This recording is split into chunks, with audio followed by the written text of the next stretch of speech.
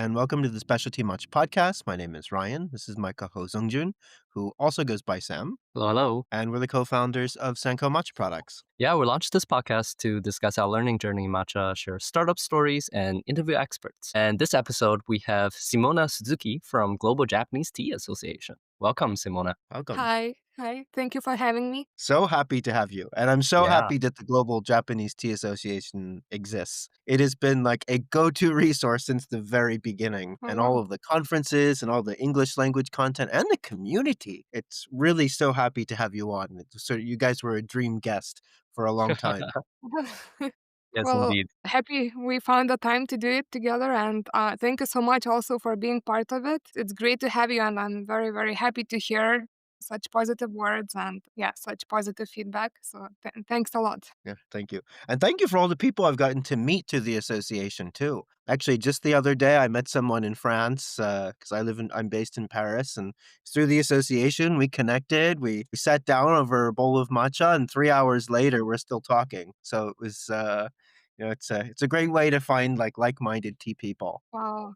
That's the music to our ears. It's all we want to do to connect people through tea and to help this community grow and help support each other and build new projects together. So amazing. I'm happy. Thank you so much. We'd love to learn more about how did the Global Japanese Tea Association start?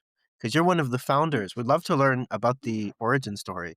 And Right. also Yeah. maybe a little bit background information about yourself too, Simona. And how Okay. do you Sure. get involved in the first place? All right. Well, so about myself. I come from Europe, also from a small country, Lithuania, and I got involved in tea since, let's see, I think 2013. Tea was always kind of in my background. In my family, we used to drink tea, but back then we didn't have a good choice. It was just a black tea bag. But it kind of was always in the background, and for a while I didn't pay much attention to it, but after finishing studies and starting to work, it kind of started to pop up a little bit in the front. And I realized that this is something I've been interested in and I would like to explore more. And during university years, I also made some Japanese friends who brought some Japanese teas, to share with friends in a circle. So yeah, I got kind of intrigued by Japanese tea at that point, and wanted to learn more. And yeah, I came to Japan in 2013. For that purpose, for learning about tea, basically interning on a tea farm. You maybe have heard Abubu tea. That was my Oh, start. yes. Yeah, and yeah, they invited me to stay and work after that, which was not expected. I thought I was just coming for like a 3 month journey, learning and going back. But yeah, they offered me to stay, and I worked there for quite a while, for 8 or 9 years, looking Oh, after wow. the international side. Yeah, so that was also very much a learning journey and kind of getting to understand the tea industry, the tea world, and also the challenges that were already present at that time. Hmm. And then, with how this connects to the Global Japanese Tea Association, is that with the like minded people, actually, we all connected at Obubu. So, one of the Oh, co founders of Obubu, Matsu, is also our co founder for the Global Japanese Tea Association, then me, and then another team member, Anna, who also was an intern at Abubu for a little while. So the three of us, we kind of started talking about the challenges and the situation with tea in Japan, maybe since like 2015, 2016. So those ideas were already starting to brew, but we didn't have like a concrete path or what exactly we should do. And having spent time in Japan, but also our team was traveling around the world to hold workshops and events. We were observing what was happening in mhm. different countries. So a lot in Europe, but yeah, other team members have been to other parts of the world too. And we kind of noticed this mismatch with what was happening in Japan, how like the demand was going down and people were kind of turning away from tea, seeing it as old fashioned and those kind of things. And Hmm. then going outside of Japan and really seeing the opposite, how people are curious and interested and they want to learn more, or they want to try, they're curious to try different kinds of teas. And we just saw like something has to be done with this mismatch to connect the two sides and to help each other through building these kind of bridges. So those were the early ideas we started working on, and then the association got finally established in 2019. So yeah, Mm. it took a little bit of the thought process and like trial and error to find the path forward. But here we are now, 6 years later, still working on it, but having already this beautiful tea community and a lot of support from our members, our students, and everyone around. That it's great to see like it developing and it kind of blossoming to where it is now. Wow, so interesting. It all sort of was started and incubated at Obubu. I didn't fully realize that. Or Yeah, sort of so by that's Obubu alumni, like, but right, through this like right. network and the Yeah. exposure. There's Yeah. some like serious magic in the air at Obubu. Sam and I were there a couple Mm. months ago, and Oh just wow. it feels like the cultural Um, exchange that happens there is like so different than anywhere else we've ever seen. Actually, in any tea, I mean, we've been to tea trips in Taiwan and mainland China and Korea, but we've never seen anything like what's going on at Obubu or in the rest of Japan for that matter. Kind yeah. of a wonderland, right? Yeah, Yeah. pretty interesting. It's almost like kind of like a New York or California like tech startup type of vibe, you know. Yeah. Oh, Yeah, super cool. We found it very comforting. yeah, But we got to spend quite a bit of time there and chit chat, and it's really cool. Just all of the vibes, Yeah, and some of the people there listen to the podcast, so it was I don't know. It felt like everyone sort of half knew each other because we've been kind of observing what's going on from afar too, just even right. through like Instagram. Yeah, and then you get the feeling already, but visiting and meeting everyone, you can Yeah. really see it with your own eyes. There's Oh, a real very true. vibe in the air because, like, both Zongjun and I worked at a startup, and it was sort of a very scrappy early day startup, like 5, 6, 7 years ago. And at mhm, one point, like, we just didn't make enough money. We all had to live together. So we had this sort of co-living, co-working situation. And like, there Communal is type kind of of there's a magic, communal magic in the air in those environments. And you don't feel it mhm. that often, but, like, even with that group there, you could feel it, like, all the interns are living together, they were just about to go to tea class, like, after their work, like, talk about, like, commitment, and then, like, Yeah, it's like everyone a upstairs, I spaceship. don't know, it was so Yeah, cool. you're locked in and just extra benefit that there's tea all around. Really shortage of unique that. Oh, environment. So when you started to sort of formulate what the Global Japanese Tea mm, Association is now, how did you yeah, decide like what the mission and vision would be, but also like mm, what to do and what not to do? Because like our experience, like starting things, actually what not to do is like mm. maybe even more difficult than deciding what to do. So how did the Global Japanese Tea Association form in its early days? Well, I have to say it was trial and error. So, talking about the mission, as I said, our idea was really to try to connect people, and community is very, very big aspect of it. And by now, we have like three core pillars that we try to focus on. So, the community building, education, and information sharing. Because, of course, if people can speak Japanese, it's much more accessible. But beyond that, with the language barrier, it can be much more challenging and tricky to find like real and trustworthy information about Japanese tea. So we kind of lined out these as our pillars on which we wanted to base our activities. And the mission itself is really basically to expand the Japanese tea world through global collaboration. So connecting people in Japan and connecting people abroad. And that was, I would say, more or less from the start. But it Okay. definitely was a learning experience, especially thinking that we started in 2019 and then Yeah. 2020 everything crashed. Yeah, so we had a lot of things we wanted to do from the start, especially focusing on education and giving people a chance to learn and to understand Japanese tea. And we envisioned holding like classes in different parts of the world, in different countries and cities. And then suddenly everything shuts down. Mm. So that really almost tripped us up. But we stumbled onto the online method. And yeah, that was kind of not our primary idea and not primary goal because tea is best when it's shared and when we are together. But when we couldn't do that, the online became our go to alternative. And Mm. actually, it worked better than we expected or we imagined. And by now, we also have like a large group of students that have completed our classes by joining it online. And yeah, some of them later come to meet us and tell us that they also didn't expect the online to work, but it somehow eventually did. So there was a lot of learning to do. As a new organization, of course, we don't know everything before we start, but also because we found ourselves in that kind of situation in the world where things were Mhm. like out of normal and where we had to really adapt and try new things. But yeah, I guess in the end, we are grateful for it because we learned, different ways and we were able to connect with probably more people than we would have been otherwise. So yeah, it's challenging, but we try to adapt and we try to go forward as much as we can. That's Very awesome. cool. And Yeah. it's working. It's Yeah. like even the community, like online in that space, it's really special just to have a place Right. for everyone in the industry to connect. And any listeners who are not part of the community should highly consider joining. There's a great circle group and always some interesting discussions.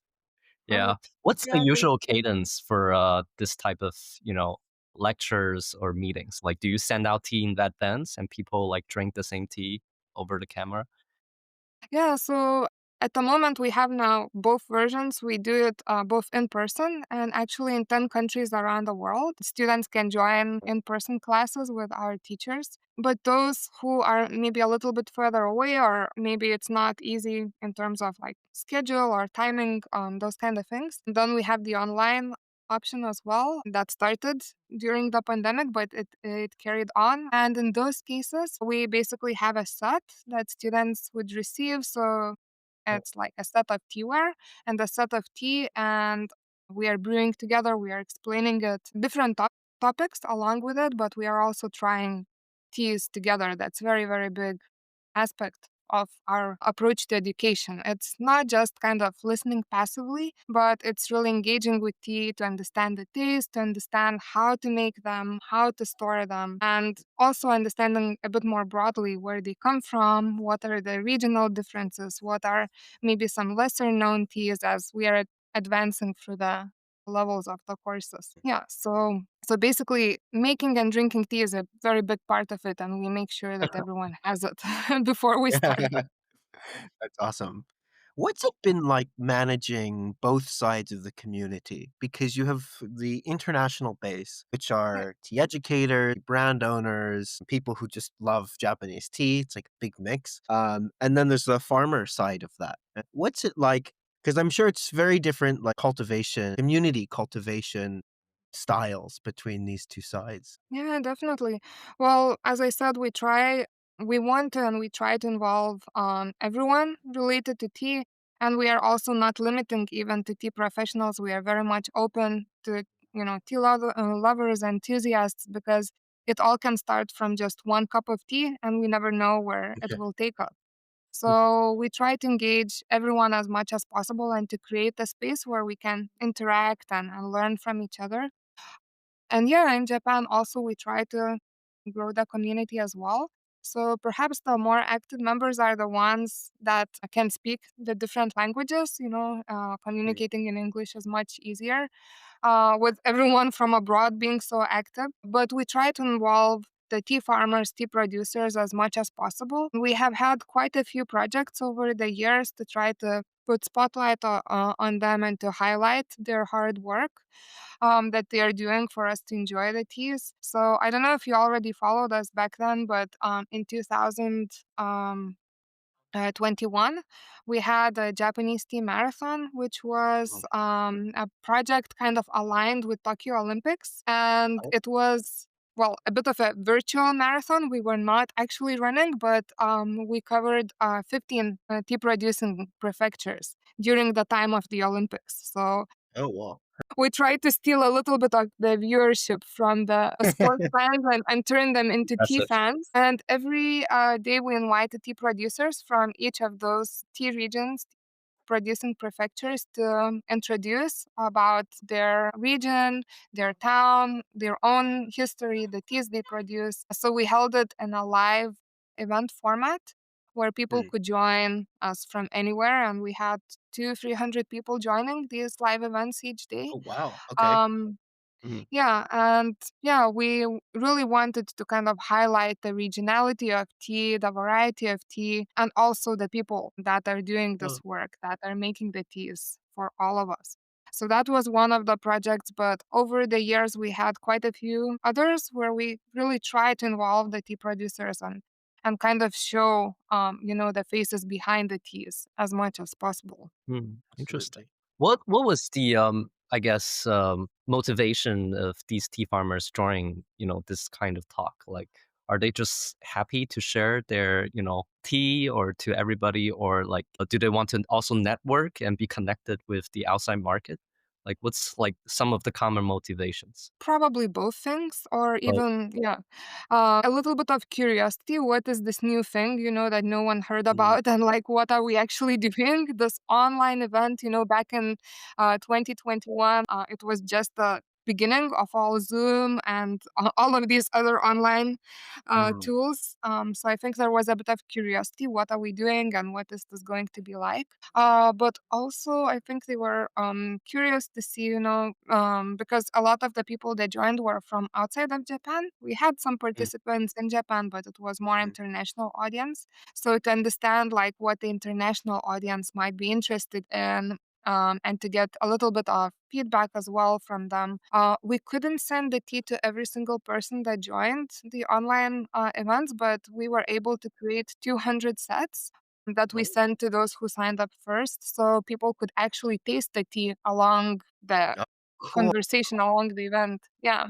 very cool. So the tea producers, they could get very much real feedback right away Wow, that's from, so two, cool. 300 people drinking their teas at the same time. So I think that was also part of the motivation as well. And Mm, later on, we were super happy to hear that those people who joined the events, they were then coming back to Japan maybe a couple of years later and connecting with the producers, and mm, some of them even becoming customers and buying the tea. So it had a bit maybe longer lasting and bigger effect than we probably envisioned from the very beginning. Instead of, or on top of having a fun event to enjoy and to learn about tea, eventually then it created some meaningful relationships and even some business connections out of it.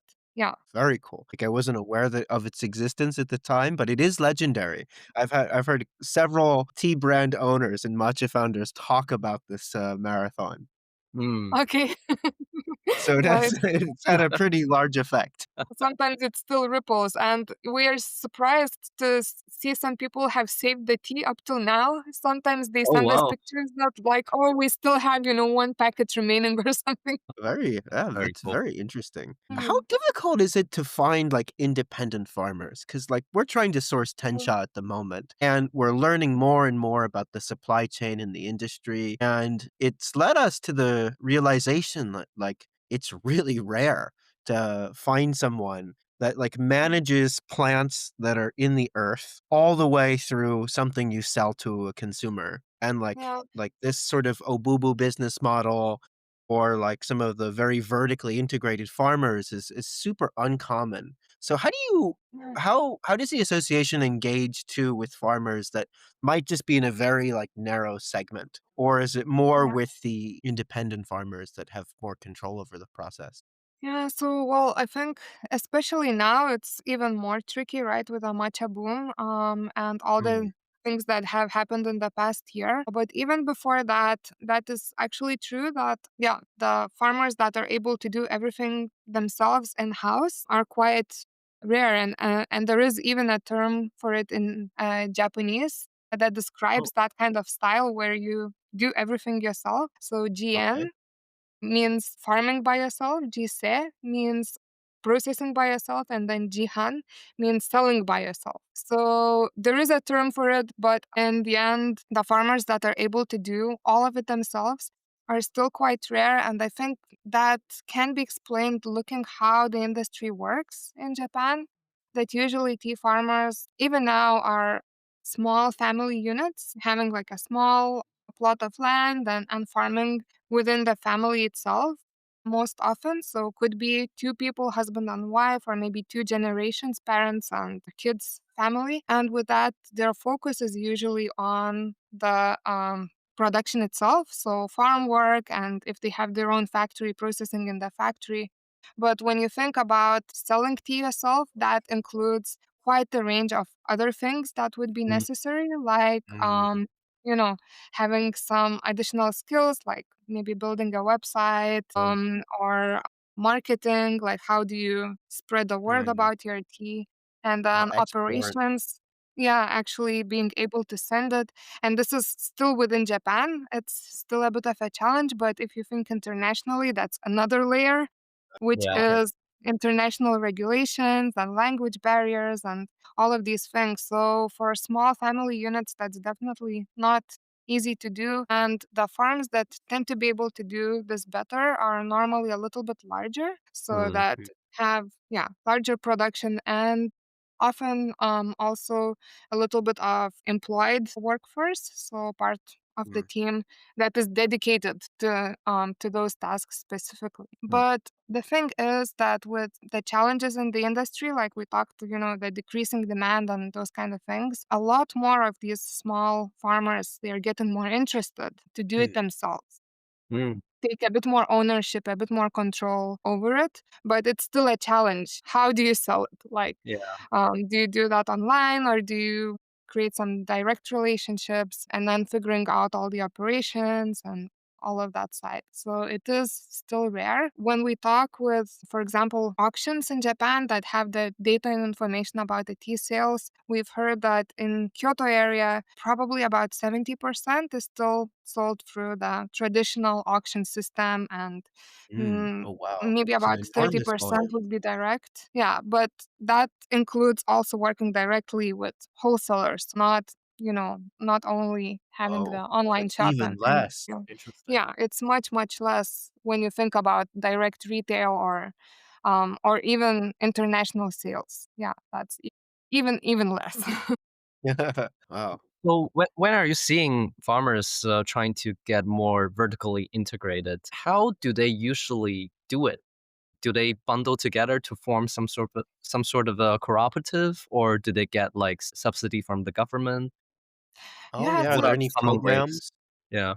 yeah, there are a few different ways. So actually, both of these and more than that. So some maybe looking for like support from the government. Like there are some programs that can encourage certain ways. For example, now there is a lot of talking with a matcha boom and with a Mm, matcha demand, supporting more of the switch from like loose leaf teas to producing uh, tencha and those kind of things. A couple of years back, the big conversation was also focusing more on export and organic tea. So there were programs for producing, or switching towards organic production. So there are various like government programs to support it, those kind of initiatives. And then on top of it, of course, some are looking for their own ways, and maybe they are getting like some personal support from volunteers. Like some farms might be open to domestic or international volunteers who might have that kind of experience or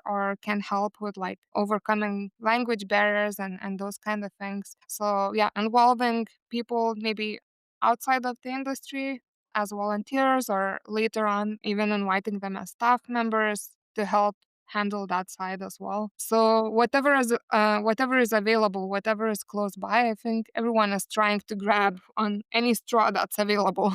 yeah. Interesting. Yeah. Mm. That is interesting.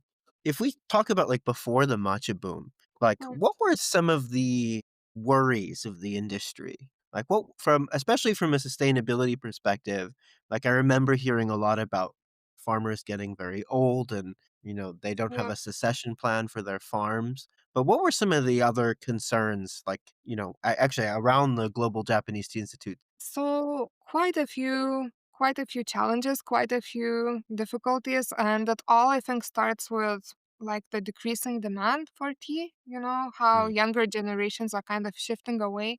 And I think everything else we observe is a kind of after effect. So yeah, Oh, the wow. decreasing demand means that people are willing to pay less for tea, the price is falling. So that Mm. means also less incentive for the farmers who are farming right now to continue, and also for the younger generations to take up the tea business, because tea used to be very much a family business, passed from one generation to another. But when you don't see like an exciting future or like positive future in tea, that's much less encouraging to step into and to take over family business. So like you said, exactly that leads to the aging tea farmer population and struggles with succession. But on top of it, of course, in more recent years, there are other challenges like increasing costs for tea production, like getting, even the materials you need to farm, like fertilizers and other things. The costs rose quite a lot in the Okay. past few years, possibly connected a little bit with the war in Europe and Oh, yeah, kind of ripples across the whole world from there as well. So, like fuel costs, material costs, like those kind of things are mm. increasing while the price for tea is decreasing and demand is Yeah. decreasing. You just get Yeah. squeezed. So yeah, quite a big squeeze happening there. And then if I keep on going, because the list is quite long, labor shortages, right? Oh, yeah. So the helpers, finding helpers on the farm, like seasonal workers, those kind of things are also not that easy to do. Yeah, so many things compound and altogether it's quite a bit of a challenge in the tea industry that possibly the last year was the only time with this matcha boom, with this matcha craze where things started to seem like they're shifting in a different direction. Not down the Mm. slope, but maybe we see something Yeah. else upwards. But So I guess the Mhm. shortage issue is just going to be intensified by all of these new demands. And it's interesting how, like, all of these demands are basically driven by matcha or tencha. And people, if they want to move away from all of these challenges, they have to shift to tencha production because it's more lucrative. Like, have you seen this whole shift hurting like other loose leaf tea productions? And how do people think about it? mm, Yeah, so this matcha boom of the past year is a very unexpected and unseen situation that Mm, has taken over the tea industry. So I think people are still a little bit puzzled and sometimes not quite sure how to react. And mm, there is definitely a shift from loose leaf tea towards the powder tea matcha production. mm, We could see that in like the statistics of the auctions and the tea sales of this year. And in a way, I think it's a kind of two-sided coin. So on one side, of course, it's finally good to see that there is a demand, there is interest, mm, and maybe it can somehow uplift the industry. But of course, there is the other side of the coin that some part of it suffers. Switching away from like loose leaf teas, the production of those teas have decreased quite a bit already this year. And yeah, we will see what happens in the coming years if this is short lived or if this is a kind of longer trend as mm, well. mm. Yeah, it's very disturbing to hear what's going on. Because even the other day, just, like, very anecdotally, I heard of a great farmer in somewhere in Kagoshima, forget where, that's, like, proclaimed that, like, they do a bunch of Gokuro that, like, everyone loves, and they're, like, just totally switching to Tencha. Like, that's, like, pretty active culture destruction because of the matcha boom. It's, like, these dynamic I guess with any change, you have winners and losers, because it's just the nature of change. But it's almost worrying to see what's going on because like there is yep. this shift to try to adapt to the demand, but that has to come at the expense of something. And then what's the position within Japan about other countries, particularly like places like South Korea and China, to help like kind of alleviate some of the pressure on the system, especially at like the latte grade end of the market where you do start to see higher and higher quality being produced outside of Japan's borders? Is it a threat? Is it a good thing? I'm sure there's mixed opinions too, but would love to learn sort of a perspective that you have on that. I think depends who you ask, and it's definitely a mixed bag Okay. for sure. And I think the quality is one of the big questions because if the same name is used, right, matcha, Yeah. but the quality is all over the place, then it lowers the expectation or creates a kind of worse expectation from the consumer side outside of Japan. So that can still be worrying, even if it has been, I think, improving over the years, but it's Mm. probably still not exactly the same comparing Japanese matcha to, well, the tea that carries the same name matcha produced in other countries. But on the other hand, it is true that Japan itself cannot really cope with the demand that we have seen around the world because the production of matcha is still quite small within Japan. Statistics maybe is like about 1 or 2 years back, but the production was just about 6% of total Mm. Japanese tea production. Yeah, 1 or 2 years back. So you can see that the quantity that Japan can make of matcha is not that high compared to the demand. And even if people are switching in the last year and probably from here on a little more as well, that's still not enough to answer all the requests for latte, matcha used for latte. So we have heard from some producers or some factory owners saying that they are actually appreciative that there are other options because they cannot already answer to the existing customers all the time and often cannot take new customers as Mm. well because of this limited stock that they have and limited production that Japan has. So I think it's kind of inevitable, but it's, yeah, a two-sided coin as well. Yeah, Yeah. the boom is really crazy. We were at some of the Chinese matcha tencha production facility talking to their sales, and Okay. even they are not taking new customers. Oh, wow. Okay. So even they are getting It's overwhelmed. bad. Yeah. Yeah, and in Korea too, we were in South Korea in the Hadong area visiting a tencha factory there, and they're also like have experiencing just pretty crazy demand. I'd say Oh, the quality on average outside of Japan is much lower if you look at average quality, but definitely we found some things that I objectively taste pretty good, which leads to okay. some very interesting dynamics. And we've also noticed a lot of Japanese investment. And like people are Mhm. we've heard this both from Japanese tea farmers or people who work in the industry in Japan, but Mm. also on the Chinese side about the level of Japanese involvement. So even, there's some cold capitalist way to put it would be there's money to be made for the Japanese tea industry, helping these people. Like we've heard that like a lot of the tea equipment manufacturing companies are making a lot of money setting up tencha and sencha factories abroad, and probably all of these Yeah. consulting fees or co-ownership. So maybe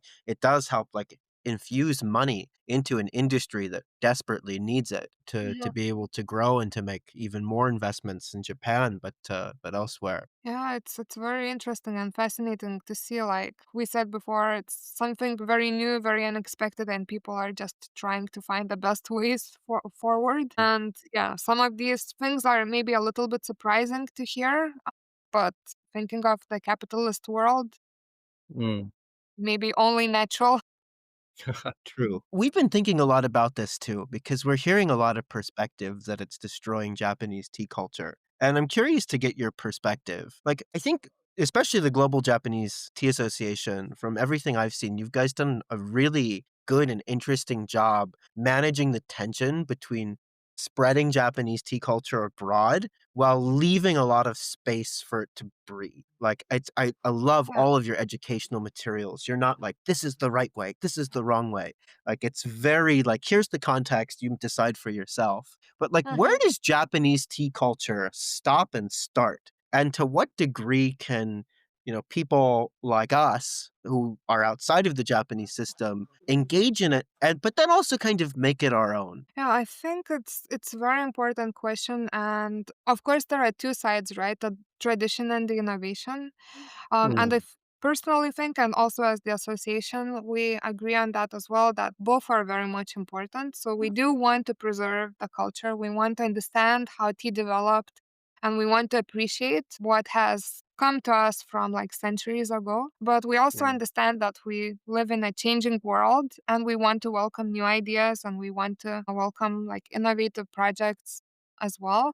So it is very much balancing between the two sides, but yeah, trying to preserve the culture as it is and also opening it to new ideas and new projects. And we have had some projects in that sense as well. So a couple of years back, we had a project called Japanese Tea Innovators, where we tried to highlight 30 people who are doing some like interesting, unique, maybe slightly different things around Japanese tea, Mm, and to show that Japanese tea is not old-fashioned, is not something to be left behind, but it can be also interesting and exciting and new and fresh, and to see it in kind of new eyes. So yeah, I think Interesting. mm, we want to appreciate the past, but we also want to adapt to the current situation, to the current times. Because even if we look historically, the teas we have now, like Senchen Gyokura, they were not there like 1,000 years ago. So it was like Yeah. a mm, development. Gradually through time, what we think of traditional and historic now was something new and innovative back in the day. mm. So yeah, I think we just have to have our Yeah. mind open and Yeah. yeah, Very true. accept new ideas and try to welcome new ideas. Yeah. Yesterday's innovation is today's tradition. It's Yeah, kind of exactly. ironic. Oh, I would love to learn more about some of these innovations. Can Yeah, you sure. share some like innovations that got you excited? Oh, yeah, well, it basically was a very, very broad range of things we Mm, included because we wanted to show the kind of the multi-phase of Japanese tea, from cultivation, from production, all the way to the culture and those kind of things. So mhm. there's 30 projects that we highlighted, but to mention a few, one of them would Oh, be, let's for go. example, We have all day. yes. Maybe we have to have like a few separate sessions to talk about it all. But yeah, some of the interesting things would be, for example, trying to grow tea in Hokkaido, which is the most Uh, northern island. Typically, and in common sense, you would think that climate is not very suitable for tea cultivation there because it's cold, it snows a lot in winter, and those mhm. kind of things. But one of the participants in the project, the tea farmer, who is from Miyazaki, Horagi-san, together with a tea company, Lupicia, they collaborated to expand the northern line of tea cultivation and try Interesting. to That's so grow cool. tea in that kind of environment and see how it will do. And of course, when we think, about the climate change and maybe how the future of tea will be, maybe, yeah, Mm, with the change in climate, maybe the lines will naturally move more north mm, side, and it's just an early attempt to see what would happen in those situations. So it was very interesting. It was a very challenging project. They did not succeed immediately. Quite a uh, few tea trees got sacrificed for the learning purpose, but they are still working on it. And yeah, we are hoping to very try cool. some of the tea from the northern island. Is it through Yeah. some sort of a greenhouse system or No, no, no. No, just out in the soil, out in the oh, elements, wow. the sun, yeah, and rain and all of that. Yeah. Okay. His talk is available on YouTube and one Oh, of the yes. Tea Conference Association. Yes, Actually, super. I exactly. remember listening to that talk and like they face really unique problems. I think because Yeah. they like cover the root systems to like insulate them during the winter, Yep. and apparently it's warm enough that actually it attracts rats as Yeah. like burrowing ground. So like it's like they really have to rethink. Like they have a lot of problems that just other tea producing regions don't have that are unique to that area and the type of agriculture you need to Interesting. do. It's like really interesting.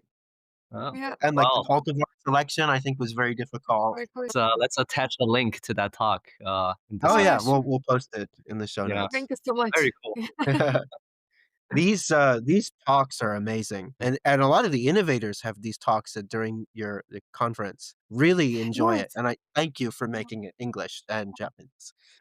Yeah, we To try our open the best. access. So we had them on the project a couple of years ago, but we try now to invite them whenever possible to events to present and to introduce these, ideas on projects they are working on, so that more people can hear about them and get excited and get curious. Yeah, so Right. that was like one example from the cultivation side, but thinking maybe about the culture side, Right. where another project we featured was a portable tea room. I don't know if that came to your eyesight, but basically a frame made out of bamboo that you can assemble and disassemble wherever you like, and you can bring it, by the river or on the mountaintop and have it a kind of traveling tea room that can, yeah, you can experience tea ceremony basically anywhere in the world. Cool. So yeah, things like that. And of course, now I think there are also a lot of topics in the West about like cooking with tea or pairing with tea.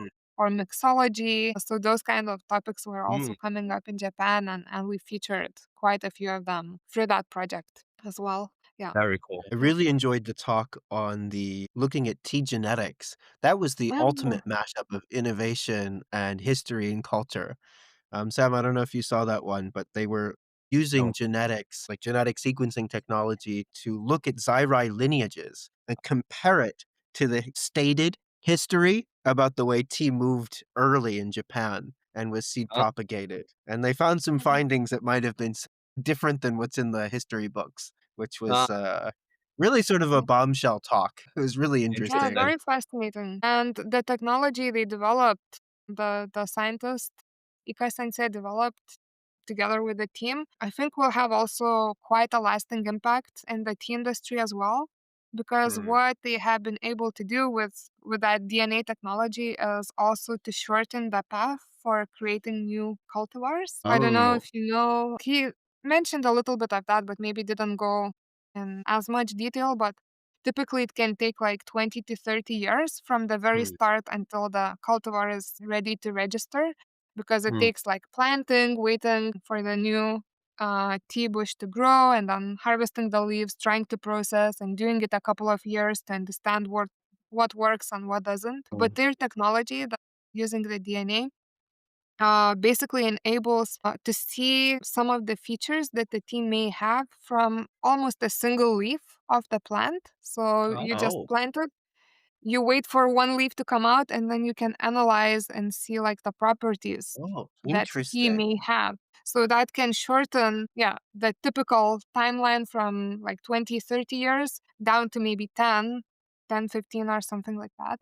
Oh. So that can help us, adapt faster to changing conditions, like we talked climate change or like insect dangers, disease dangers, those kind of things, or changing preferences for the flavor, the taste of tea, a little Mm. bit faster than was possible until now. So I think that will be also very interesting to follow and see how it develops and the effect it will have. pretty interesting. Have you seen Very any international collaboration over this kind of thing, like between like East Asia or even like between Europe or America and Asia? You mean in like the tea research or? Yeah, tea research, tea related research. So I'm myself not in academia. I cannot say precisely. I would imagine there is some collaboration at like university level, but mm, what we've heard from like tea research institutes that are often funded directly by prefectures or by Oh, Japanese government, they tend to be a little bit cautious, especially in development of cultivars, because it becomes, mm. um, you know, yeah, a bit IP of a legal protection, issue, protection. intellectual property, and all that. Yeah, that's true. So we heard of people trying to reach out from different countries, from Europe or North America, looking for Japanese cultivars to plant in those places. Uh But huh. it's yeah, not very easy because of the legal side of things. Interesting. Very interesting. So, when it comes to the association, what are ways that people can help or get engaged on either side to either support the work you're doing or to be actively involved in the community? Well, first thing we would say is to join us, you know, in the community, be part of it because yeah, we are all growing together, we are all learning from each other.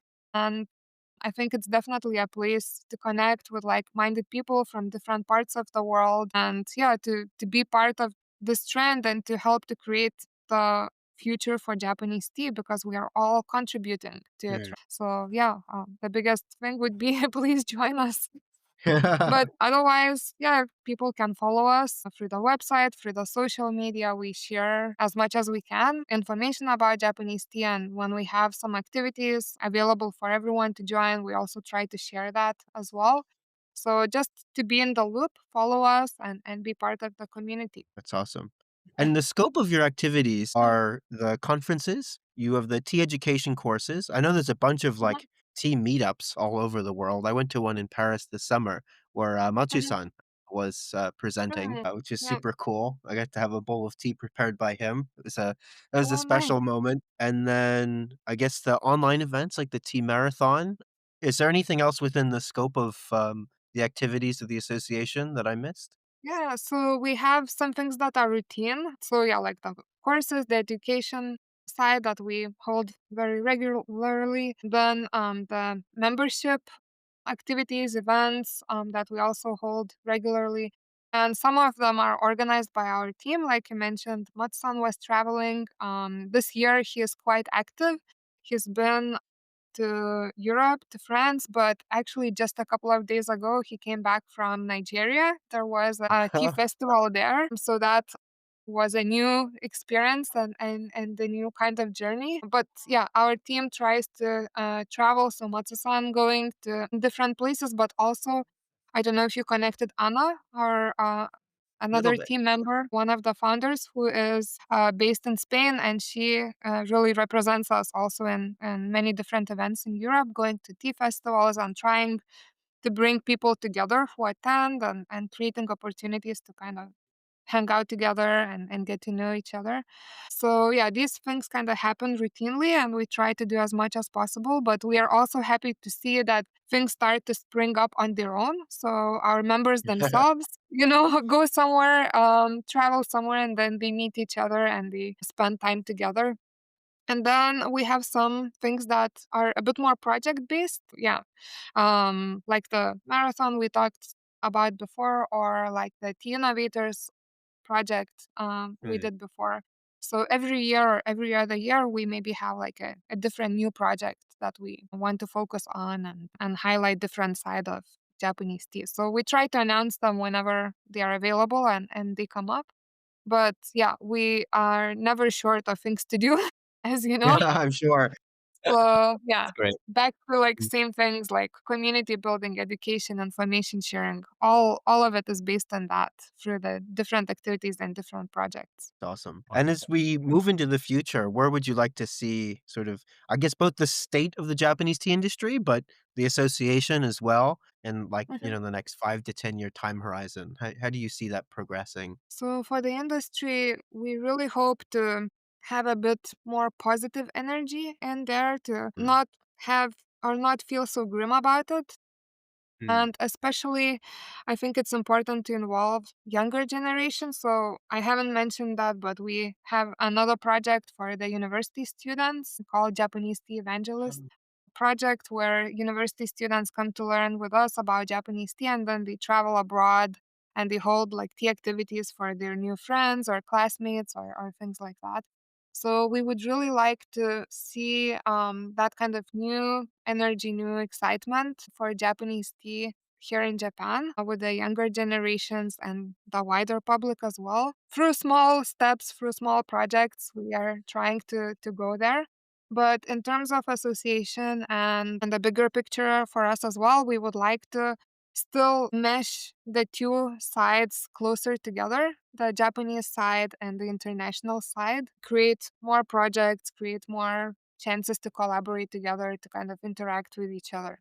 Because I think that's really important to make the world of tea even more open and even more accessible where we are right now. Yeah. So the current trends I think are helping a little bit. People are getting more curious about Japanese tea. At the moment, mostly matcha, but we hope that this will open the door to yeah. Mm. see and to notice and to explore other teas as well. Yeah, for Yeah. sure. We hope so too. Yep. And Yeah. we're so happy that you guys exist. I can't think of any other like community, tea community that just has such a wide reach in connecting people. And like there's that primary effect, but like as you said, people are meeting offline. People are like learning and then educating their local markets abroad. You have all of these Japanese students who are learning how to brew in a kyusu, bring that to whatever country that they have, and if you just think about the secondary or tertiary implications of that, the impact is huge. So just Yeah. as someone who's a member of the tea community in general, I'm very grateful for all of the what I'm sure is an insane amount of work behind the scenes and putting this all together and for building this community. So thank you so much. Oh, thank Thank you you. so much for both of you and for having such kind words. Maybe we don't always realize the impact or how things ripple out from what we do, but we really, really appreciate you being part of it. And yeah, it all depends on all of us. So the more people are involved, the better we can do. Yes, Absolutely. indeed. Yes, indeed. And more tea we can drink. Exactly. Yes, for a brighter, greener future. But thank you so much for coming on. We really appreciate your time. And thank you to the listeners as well. If you enjoyed this, please consider sharing it with a friend and follow with the work of the Global Japanese Tea Association and join the community. It's a great community. We'd love to see you there. And thank you so much for listening. Yep. Thanks. Thank you. Thank See you. you in the future. See you. Bye.